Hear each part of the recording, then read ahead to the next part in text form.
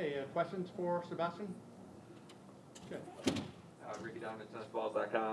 Can you just talk about the range of emotions, like how much fun was it going toe to toe with your idol, but then how painful was it not finishing it off? Yeah, it sucks, but it is what it is. I mean, yeah, I played a really good match, kind of just brought out the best of me and put him in a tough situation. But he does what he does best and always comes back and fights and yeah, it sucks, but overall very happy. What went through your mind at 5-2 when serving for it? I don't know. You're kind of just not really sure. Just I don't know. He started playing a lot different. He came a little closer to the baseline and yeah, he was. I could see that he was a little worried and kind of changing up his tactics and yeah, just didn't play a few good games and he took advantage of it. Chris Howard, Prescott Daily Courier. I was just curious, watching you, and as young as you are still, I know you played a lot of tennis. Seems you have a very calm, cool demeanor out there. Is that true of all matches, or was today just an exceptionally special one because it seemed like you just were there?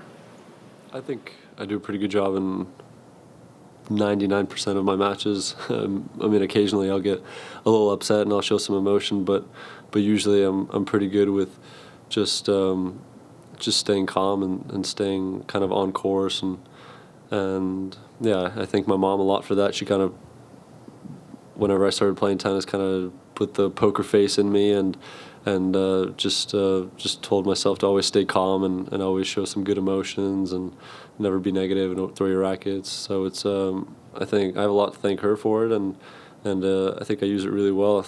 I mean, I don't think my opponents really know what's going on in my head at any point in the match, and I think that's a really big tool for me. What lessons would you say you take from today's match?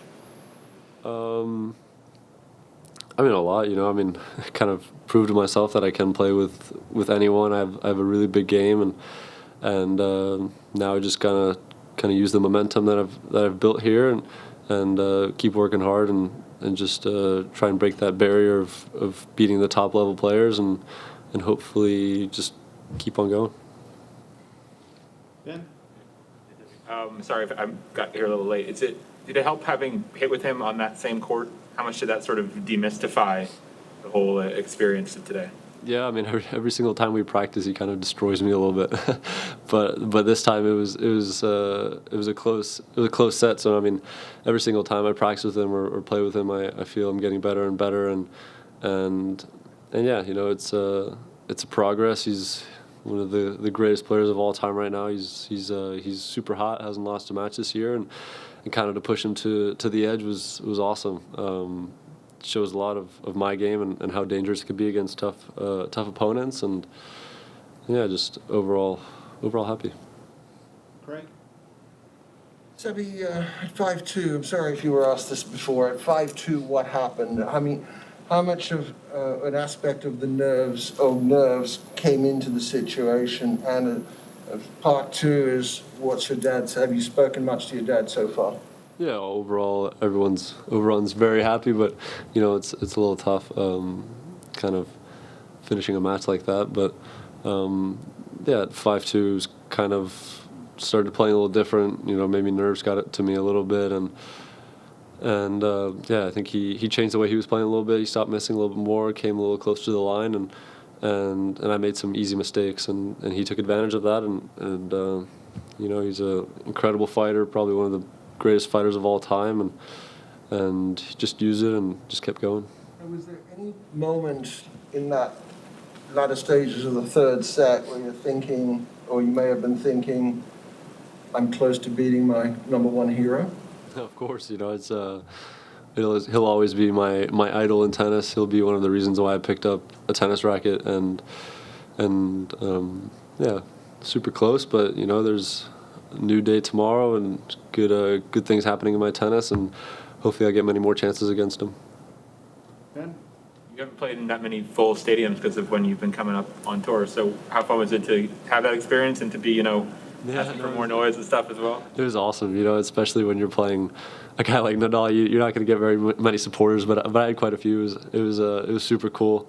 When we played at the French Open, I think it was like 30% maybe, so it wasn't quite as loud. But this was awesome. The crowd was amazing, and they showed so much love and support, and it was a great moment for me. I just had one more question. I thought you came in and served and volleyed exceptionally. You missed very few, and you hit some great angles. I was hoping there toward the end you were going to hit that serve, take a couple of those floaters, and come in and do the same thing. And it's like, oh man, you're volleying so well, it seemed like to me. Yeah, I say I have a pretty good net game, but in certain situations you kind of tend to forget what works, and your kind of mind is somewhere else. Nerves play a big part of it, but there's a lot to learn from these kinds of matches, and hopefully next time I won't make the same mistakes. What would be the number one positive you take away from this? And also, I suppose on a negative side, how long will it sit with you? I mean, I don't think there's any negatives. It's I mean, he's the best player in the world right now. He's or one of the best. He's definitely got the best record. Hasn't lost a match this year. Three tournaments, 3 titles. So it's not very many negatives when you're up when you're that close against someone like him. He's 21 Grand Slams, arguably one of the greatest of all time, and to be that close, it's a lot of positives. It shows me that my game is going to hurt a lot of people. People are going to get nervous. People are going to get worried, and yeah, just overall a lot of positives from it.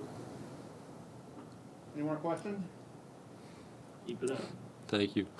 Thanks, Seb. Thank you.